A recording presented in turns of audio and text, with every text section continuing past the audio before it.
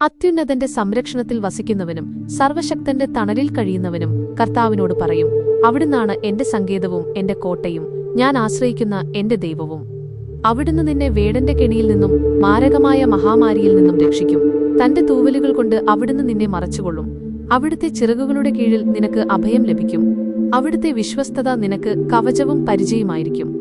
രാത്രിയിലെ ഭീകരതയെയും പകൽ പറക്കുന്ന അസ്ത്രത്തെയും നീ ഭയപ്പെടേണ്ട.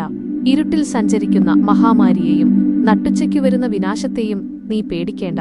നിന്റെ പാർശ്വങ്ങളിൽ 1000 മരിച്ചു വീണേക്കാം, നിന്റെ വലത്തുവശത്ത് 10,000, എങ്കിലും നിനക്ക് ഒരനർത്ഥവും സംഭവിക്കുകയില്ല. ദുഷ്ടർക്കുള്ള പ്രതിഫലം നിന്റെ കണ്ണുകൾ കൊണ്ട് തന്നെ നീ കാണും. നീ കർത്താവിൽ ആശ്രയിച്ചു, അത്യുന്നതനിൽ നീ വാസമുറപ്പിച്ചു.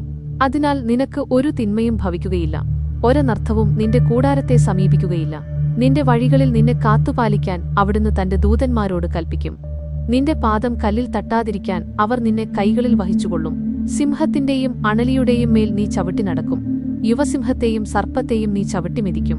അവൻ സ്നേഹത്തിൽ എന്നോട് ഒട്ടിനിൽക്കുന്നതിനാൽ ഞാൻ അവനെ രക്ഷിക്കും. അവൻ എന്റെ നാമം അറിയുന്നതുകൊണ്ട് ഞാൻ അവനെ സംരക്ഷിക്കും. അവൻ എന്നെ വിളിച്ചപേക്ഷിക്കുമ്പോൾ ഞാൻ ഉത്തരമരുളും.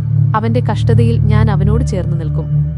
ഞാൻ അവനെ മോചിപ്പിക്കുകയും മഹത്വപ്പെടുത്തുകയും ചെയ്യും.